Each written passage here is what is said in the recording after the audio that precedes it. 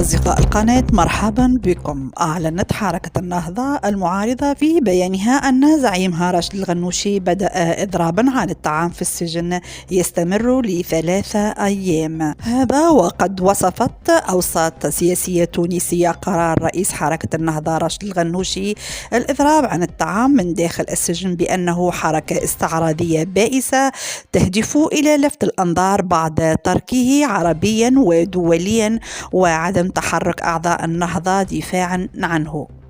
وقد كان رئيس الحركة حريصا دائما على أن يبدو شخصية سياسية مهمة، يعتقد أن ضغوطا كثيرة سيتم تسليطها على الرئيس التونسي قيس سعيد لإطلاق سراحه، لكن الدول التي كان يراهن على أنها تهب للدفاع عنه وستتبنى قضيته قد تخلت عنه تماما.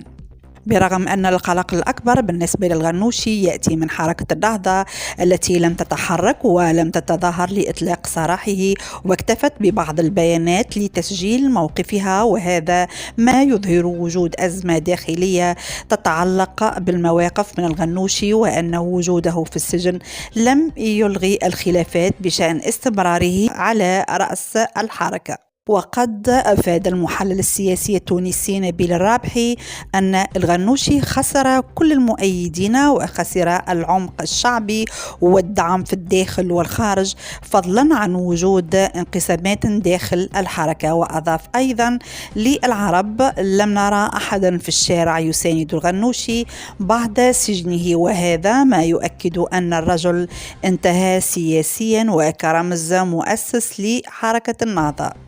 في حين أفاد زعيم جبهة الخلاص الوطني أحمد نجيب الشابي خلال ندوة صحفية انعقدت اليوم الجمعة بأن رئيس حركة النهضة راشد الغنوشي قد دخل في إضراب عن الطعام لمدة 3 أيام، وذلك تضامنا مع السياسي جوهر بن مبارك الذي يخوض إضراب جوع. في حين تقول مصادر أخرى بأن إضراب راشد الغنوشي هو فقط من أجل الضغط على هيئة المحكمة من أجل إطلاق سراحه، خاصة وأنه تم تعيين جلسة أو تاريخ لمحاكمة الغنوشي.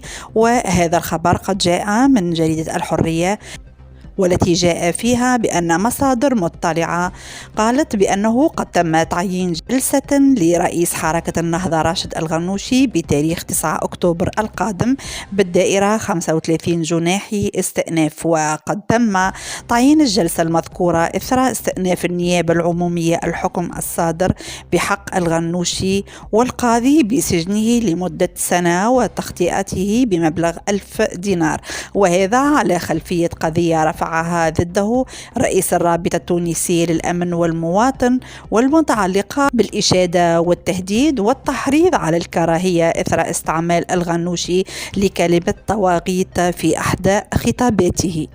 أيضا أدلت سمية الغنوشي ابنة راشد الغنوشي بدلوها في هذا القضية، حيث أكدت بأن راشد الغنوشي رئيس حركة النهضة إضرابه هو خطوة جديدة في نضاله، وهو عنيد جدا ويرفض الظلم، وقد أقدم على الإضراب تضامنا مع جوهر بن مبارك والمعتقلين السياسيين، ونخشى عليه فقط لحكم السن ولكنه ليس مريضا. إن الحقيقة ما تقوله سمية الغنوشي بأنه وسيلة نضال، فالحقيقة أنه وسيلة صراع، لأنها حرب ضد الرئيس، ضد السلطة التي يعتبرونها غير شرعية ويريدون إسقاطها بأي طريقة كانت.